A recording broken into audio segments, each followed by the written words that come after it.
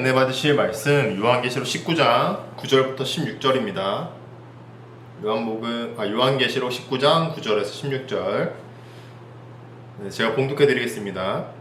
천사가 내게 말하기를 기록하라. 어린 양의 혼인잔치에 청함을 받은 자들은 복이 있도다 하고 또 내게 말하되 이것은 하나님의 참되신 말씀이라 하기로 내가 그 발 앞에 엎드려 경배하려 하니 그가 나에게 말하기를 나는 너와 및 예수의 증언을 받은 내 형제들과 같이 된 종이니 삼가 그리하지 말고 오직 하나님께 경배하라. 예수의 증언은 예언의 영이라 하더라. 또 내가 하늘에 열린 것을 보니 보라 백마와 그것을 탄 자가 있으니 그 이름은 충신과 진실이라. 그가 공의로 심판하며 싸우더라. 그 눈은 불꽃 같고 그 머리에는 많은 관들이 있고 또 이름 쓴 것 하나가 있으니 자기밖에 아는 자가 없고 또 그가 피 뿌린 옷을 입었는데 그 이름은 하나님의 말씀이라 칭하더라.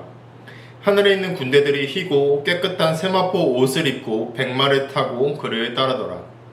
그의 입에서 예리한 검이 나오니 그것으로 만국을 치겠고 친히 그들을 철장으로 다스리며 또 친히 하나님 곧 전능하신 이의 맹렬한 진노의 포도주 틀을 밟겠고 그 옷과 그 다리에 이름을 쓴 것이 있으니 만왕의 왕이요 만주의 주라 하였더라. 아멘. 저번 주까지는 저희 요한계시록의 심판 시리즈를 좀 살펴봤습니다. 봉인 심판, 나팔 심판, 대접 심판이 있었죠. 근데 이 심판들은 시간 순으로 배열된 게 아니라 중첩되고 반복되면서 최후 심판을 문학적으로 강조하고 있는 형태로 쓰였다는 거죠. 오늘은 심판 시리즈에 등장하는 이제 바벨론의 멸망 그리고 마지막 전쟁에 대해서 이야기해 보려고 합니다. 특히 이거는 이제 대접 심판이랑 좀 연계되어 있는데요. 먼저 성경의 구조와 내용을 먼저 살펴보려고 합니다. 17장을 보면은 7 대접을 가진 7 천사 중 하나가 요한에게 말하면서 음료를 보여줍니다. 이 음료는 바벨론으로 불리고 또 모든 가증한 것들의 어미다, 그러니까 어머니다 라고 얘기하고 있습니다. 이 여자는 성도들의 피에 취해 있습니다. 그러니까 포도주처럼 그 성도들의 피에 취해 있는데 7 머리와 10뿔 가진 붉은 빛 짐승을 타고 있어요. 그런데 천사는 말하기를 이 음녀와 짐승을 심판하실 건데 누가 심판할 거냐면 만왕의 왕이고 만주의 주이신 어린 양이 심판하실 거라고 얘기합니다. 이어서 18장에서는 요한이 이제 다른 천사를 또 봐요.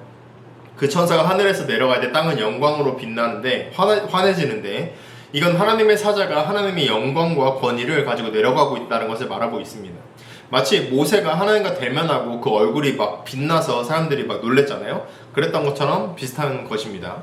그 천사는 이제 바벨론이 무너졌다라고 확언하고 있습니다.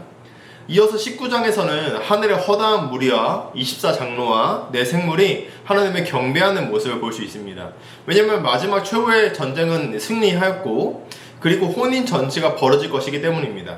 그리고 여기서 흰말을 타고 있는, 오늘 본문에서 읽었죠? 흰말을 타고 있는 정의의 심판자인 예수님이 등장합니다. 그 예수는 입에서 검이 나오는데 그 검으로 모든 짐승의 표를 받은 사람들과 또 거짓 선지자와 그 짐승을 다 죽일 것입니다. 그리고 이제 20장에서 천사가 뱀을 결박해서 무적행에 던져놓고 봉인해버립니다. 그리고 천년왕국이 도래하면서 첫째 부활이 이뤄집니다.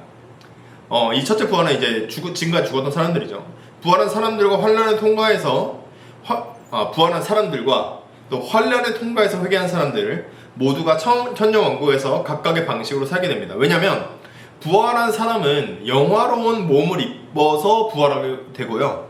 그다음에 환난 중에 회개한 사람들은 육신을 가지고 부활하게 됩니다. 참 신기하죠? 그러다가 천년이 끝나고 사탄이 놓이면서 성도와 하나님을 대적하는 군사를 모읍니다. 그리고 이 군사는 그 부활한 성도들을 포위해요. 이게 이제 이따가 이제 종말론 얘기하면서 조금 더 명확해지실 건데 일단 들어보세요. 그 군사는 이제 부활한 성도들을 포위하는데 여기서 하늘에서 불이 내려와서 그 포위한 그들을 태우고 불과 유황의 못에 마귀는 던져집니다. 그리고 그 뒤에 열린 백보자 심판에서 모든 죽은 자들, 반역한 자들, 회개하지 않은 자들은 둘째 사망, 곧 불못에 던져지게 됩니다. 이게 이제 최후 심판이에요. 이게 마지막 내용입니다. 근데 이제 신학적으로 이 내용이 많은 논란이 있어 왔습니다. 특히 요한계시록 20장을 중심으로 천년에 대한 시각과 재림에 대한 시각 같은 게 너무 상이하게 다르게 펼쳐져 왔습니다. 크게 이제 세 가지 입장인데요. 첫 번째는 전천년설, 두 번째 후천년설, 세 번째는 무천년설입니다. 그러니까 말 그대로 재림 전에 천년왕국이 일어난다. 전천년. 재림 후에 일어난다. 천년왕국이 이게 후천년. 근데 천년왕국은 그렇게 문자적으로 해석하면 안 되고 상징적으로 이해된다. 그러니까 무천년. 이런 세 가지 설이 있거든요. 그리고 이게 지금 사실 이렇게 설교할 때 아니면 얘기하기가 좀 어려운 부분이고 또 종말론에 대해서 인식하지 못하고 있으면 잘못된 종말론에 빠질 수 있기 때문에 전천년설, 후천년설, 무천년설을 한번 좀 설명하는 방식으로 또 설교를 이어가고 좀 빨리 마치려고 합니다. 먼저 이제 전천년설은 예수의 재림이 천년왕국 전에 일어난다고 보는 입장이에요.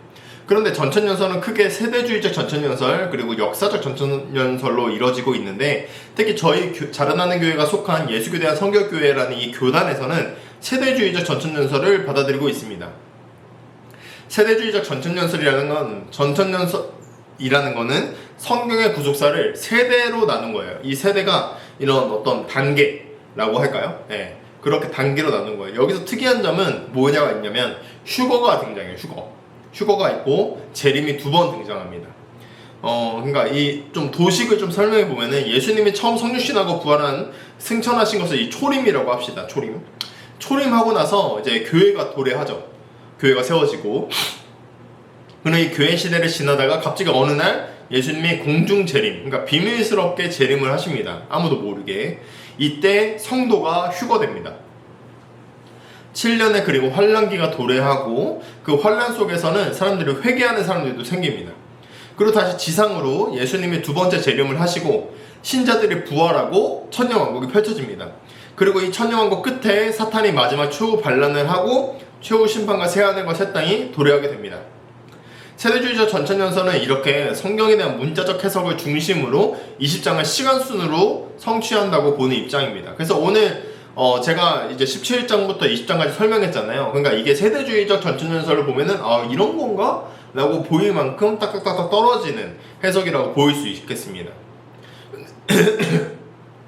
이와 비슷하게 이제 역사적 전천년설도 있는데요. 역사적 전천년설은 예수님이 교회 시대 마지막에 재림하시고 신자들이 그때 다 부활합니다. 재림 이후에 부활한 성도들은 그리스도와 함께 지상에서 1000년 동안 통치하고 그 기간이 끝나면 사탄이 최후 반란하고 하나님의 최후 심판이 이루어지고 새하늘과 새 땅이 열리는 것입니다. 이게 이제 역사적 전천년설이에요. 그러니까 좀 다른 점이 뭐냐면 세대주의적 전천년설은 교회가 휴거되고 심판을 피하죠. 그런데 역사적 전천년설은 교회가 그 고난의 시간을 함께 지낸다는 점에서 다릅니다. 반면에 또 이제 이 전천년설에 이런 입장이 있고 또 후천년설이랑 무천년설이 있는데요. 후천년설은 천년왕국이 예수님 재림 이전의 땅에서 실현된다고 보는 거예요. 그러니까 여기서의 천년은 뭐냐면 예수님이 초림하시고 나서 교회 시대가 계속 있으면서 이게 어떻게 세상이 점점 복음화되고 교회의 영향력이 커져가면서 세상이 정의롭게 되고 평화롭게 되고 변화되는 그런 시기를 말합니다. 그래서 여기서 말하는 천년은 문자적 의미에서의 천년이 아니라 이 시기를 통틀어 얘기하는 거예요. 그래서 이 시기 후반부에 이제 복음이 거의 세상에 만연해질 때 예수님이 재림하시면서 성도들과 죽은 자들의 부활과 심판 그리고 영원한 하나님의 나라가 도래한다고 보는 입장이 후천년설입니다. 이러한 후천년설은 이제 복음의 사회적 영향력이나 이제 사회적 책임 이런 거에 이제 큰 중심을 두고 그래서 어떤 식으로 발현됐냐면 뭐 노예 제도를 폐지한다던가 또 교육 운동과 같은 윤리적인 사회 운동에 힘을 실어줄 수 있었습니다. 또 이제 후천년설까지 살펴봤고 이제 무천년설 있잖아요. 무천년설은 뭐가 있냐면 단어 상어로만 보면 무천년이니까 천년이 없는 것처럼 보이잖아요. 근데 그런 건 아니고요. 천년을 문자적으로 해석하지 말고 상징적으로 이해해야 된다는 입장입니다. 이 견해는 예수의 초림부터 재림까지가 교회 시대 전체고 지금 우리는 그 시대에 살고 있는 거예요. 교회 시대. 예수는 이미 하늘에서 왕 노릇하고 계시고 성도들은 그 왕의 통치를 이미 받고 있다는 거죠. 그래서 이미 하나님의 나라가 도래했고 앞으로 올 것이다 라고 하는 그 입장에 서 있습니다. 사탄은 초림 때 결박돼서 복음의 전파를 막지 못했고 예수의 재림 때 성도들이 부활하고 또 사탄에 대한 심판이 또 이뤄지게 될 것입니다. 그래서 이런 무천년설은 아우구스티누스 이래로 정통적인 해석으로 자리 잡았던 매우 정통적인 입장입니다. 세대주의적 전천년설, 역사적 전천년설, 후천년설, 무천년설은 모두 재밌게도 다 성경의 지지를 받고 있고 다 저마다 성경 말씀에 근거하고 있어요. 그리고 또 다양한 신학자들의 견해로 지지되어 왔습니다. 그래서 하나의 종말론이 맞다고 또 다른 견해를 틀리다고 말하기가 사실 어려운 거죠. 그러니까 어느 정도의 판단은 유보해야 합니다.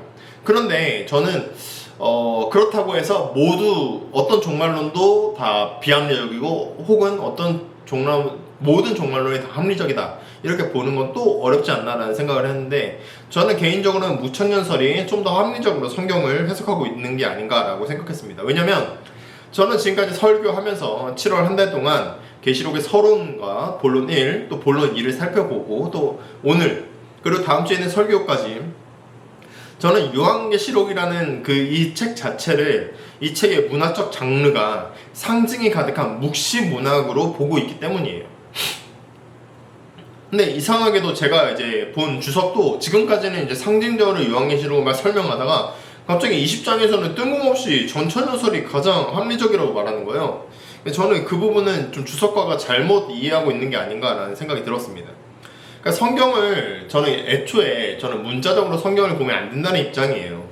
그래서 전천년설은 좀 부담스러운 게 있습니다. 근데 물론 이제 저희 교단 신학에서 사중복음의 신학에서 중생선교 신유 재림에서 그 재림에 관련해서 세대주의적 전천년설을 따르고 있으니까 저는 좀 부담스럽긴 해요.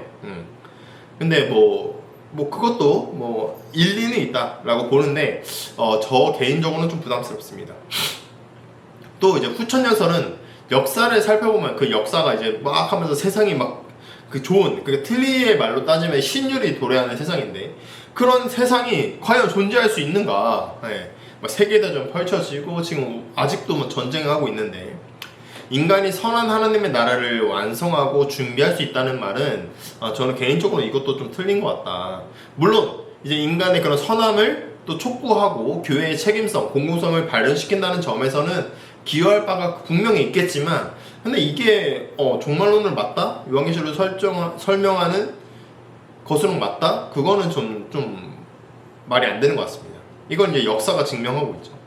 그리고 오늘 살펴본 이제 17장에 나온 이제 음료 바벨론의 모습들을 봐도 그렇고, 이 바벨론이 이제 당시 1세기 그 요한이 보낸 일곱 교회 사람들이나 초기 기독교인들에게는 이게 딱 로마 혹은 그걸 계속 우리를 핍박하는 어떤 대상들을 생각하기에 너무나 충분했던 것 같아요.